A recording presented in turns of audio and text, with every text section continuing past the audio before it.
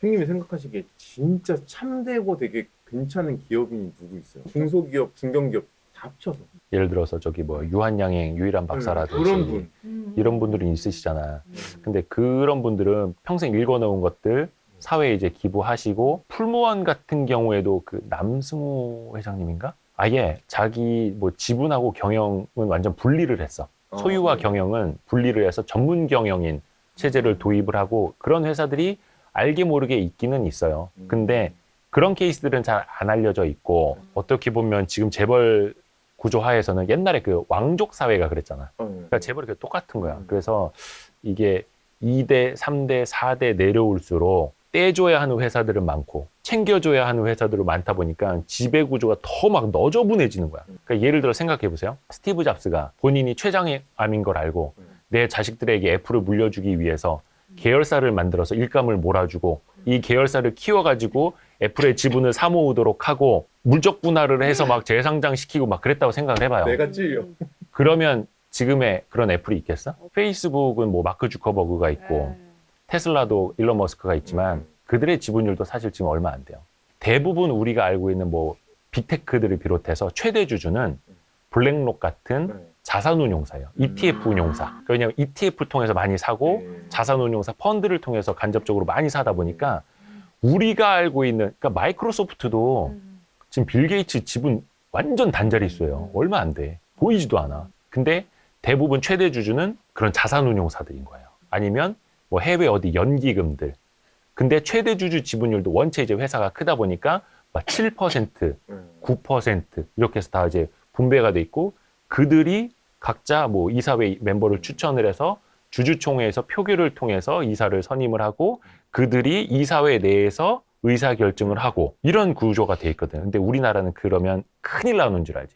우리 회장님의 아드님 지분이 희석이 되면 안 되는 거야. 왜냐면 희석이 되면 희석될수록 뭐 경영권 분쟁을 겪을 수도 있고, 남들이 지분 추격해와가지고 우리 이사회에서 쫓겨날 수도 있고, 회사를 빼앗길 거라고 생각을 하는 거지. 근데 그게 아니라 어떤 비례 원칙이라는 게 있어요. 비례 원칙. 그러니까 예를 들어서 민주주의는 뭐야? 1인 1표제잖아. 투표할 때. 1,000억이 있는 사람이건 재산이 뭐 100만 원밖에 없는 똑같은 한 표를 행사하는, 그게 민주주의 원칙이잖아요. 근데 주주자본주의에서는 지분을 갖고 있는 만큼 표를 행사하는 거야. 10% 갖고 있으면 10%만큼, 50% 갖고 있으면 50%만큼, 그리고 50% 플러스 한 주면 과반이잖아, 말 그대로.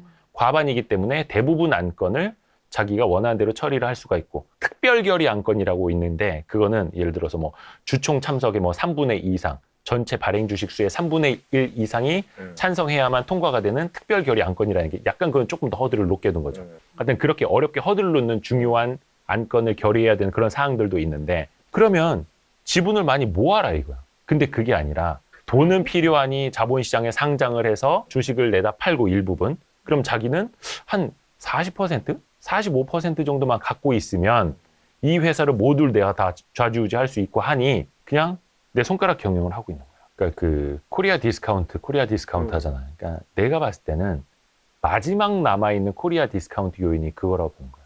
지배구조 문제. 그러니까 실제로 외국인들이 볼 때도 이게 되게 어처구니 없어 한다는 거야. 예를 들어서 가장 최근에 LG그룹에서 LX그룹을 분리를 했잖아.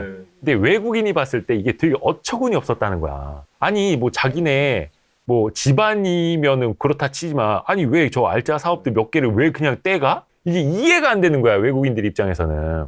근데 우리가 보면은 구본 머시기, 구 무슨 머시기들은 다 떼줘야 된다고 생각을 하잖아. 그리고 막 언론 기사들 보면 아름다운 이별, 와, 맞아, 뭐 맞아, 맞아. 경영권 맞아. 분쟁 없이 깨끗하게 어쩌 옛날에 뭐 LG그룹 같은 경우에는 럭키금성 시절부터 구씨와 허씨가 같이 이제 창업을 했던 거잖아. 그래서 GS는 지금 뭐 허씨, 뭐 LG는 구씨 이렇게 했는데, LG도 뭐 LS, LX 뭐 여러 개로 막 다 이제 떼 나가기 시작을 하는데, 그거 말고도 우리가 알게 모르게 코스닥 상장사들 조그만 데들도 있어. 뭐 6촌, 8촌 막 이런 사람들도 지금 거의 다 막 LG나 막 이런 데 일감 받아갖고 경영하는 데들도 많거든요.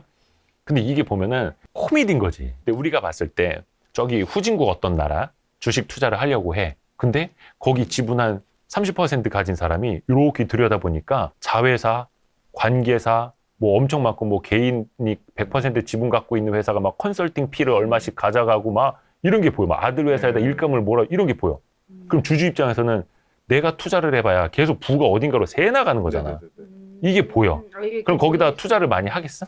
근데 대한민국의 현실이 2022년 이때도 그 수준에서 벗어나지 못하고 있는 거지. 그래서 이거를 빨리 바로 잡아야 되고 우리 같은 와이스트리트도 되게 열심히 노력을 해야 되지만 그래도 조금 나아지겠다고 희망을 보는 건 이제 주식 투자 인구가 1,000만 명 시대고 전 국민의 5분의 1이 투자를 하는 거고 거의 경제활동 인구로 치면 거의 한 3분의 1이 투자를 하고 있는 거예요.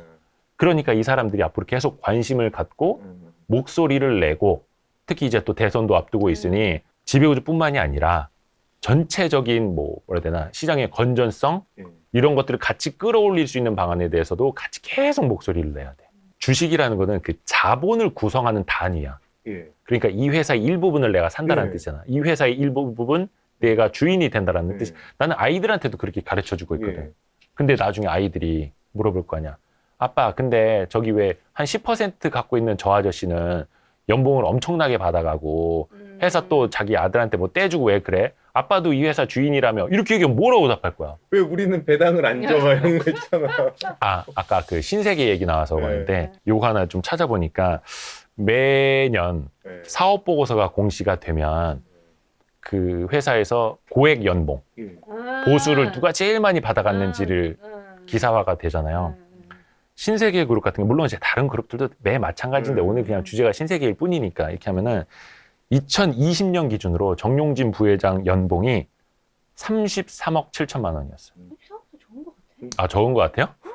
나는 많다고 생각하는데 그래도 뭐 아니 그러니까 이거는 생각은 자유로운 거야. 그래서 나는 기사를 쓸 때도 항상 후배들한테 이야기할 때 조사 하나 허투루 쓰지 말라고 하거든. 예를 들어서 34억 원씩이나 받아갔다. 이거는 답을 주는 거야. 주주들이나 사람들한테 이보세요. 이 사람이 이렇게 많이 가져갔어요. 비판해 주세요. 라고 쓰는 거야. 근데 그렇게 쓰면 안 돼. 그냥 33억 원, 34억 원을 받아갔다. 정확히는 33억 6,800만 원을 받아갔다 쓰면 돼. 그러면 그걸 보는 사람들이 알아서 판단을 하는 거야. 그게 우리가 이야기하는 자본주의고 그게 우리가 이야기하는 자유민주주의야. 판단을 강요하면 안 돼. 멸공, 반공 다 좋다니까 우리는 열공을 해야 돼.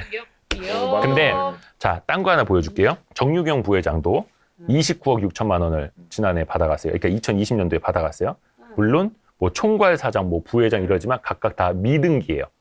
책임을 지지 않는 미등기인데 책임을 지는 전문 경영인들보다 한 2배 가까이 받아갔다는 거예요. 헐. 그리고 중요한 것 또 하나.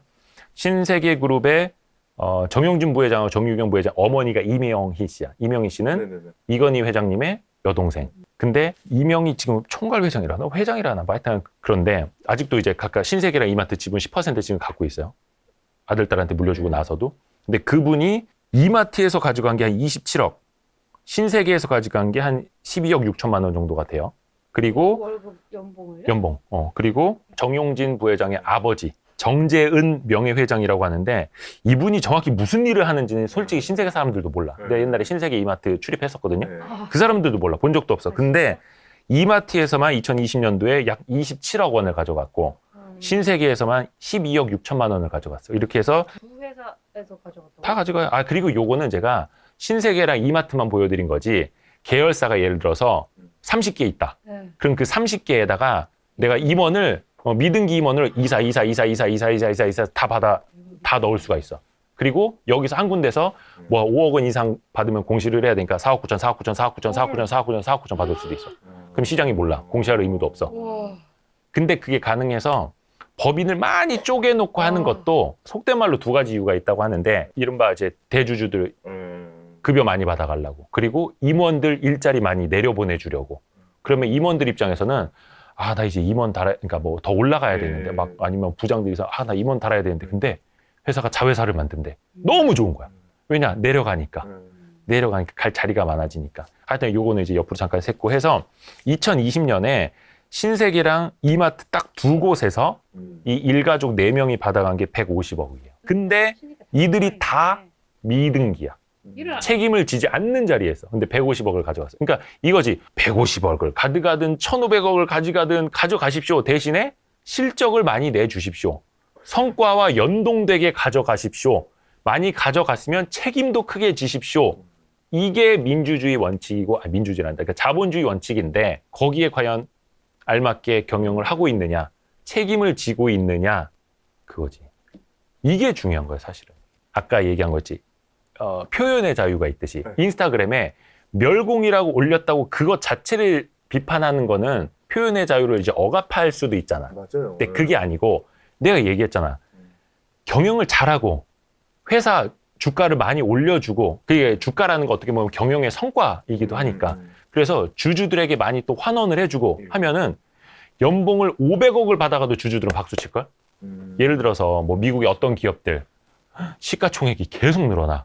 근데 막 무슨 뭐 금융회사 뭐 이런 데들 연봉 CEO들 천문학적인 액수로 가져가거든. 우리 돈으로 막 무슨 뭐 퇴직금이 몇 천억, 뭐 퇴직금이 조 단위 막 이래. 아, 맞아. 물론 근데 경영을 제대로 못하고 기업이 안 좋아지는 상황에서 그렇게 받아가면 이제 욕을 해야겠지만, 그게 아니라 성과가 정말 좋아. 그러면 100억을 받아도 보수가 적은 걸 수도 있는 거야. 500억을 받아도 적은 걸 수도 있는 거야. 그러니까 단순히 저 사람 연봉 10억이래. 욕하면 안 된다니까. 이거는 자본주의가 아니에요.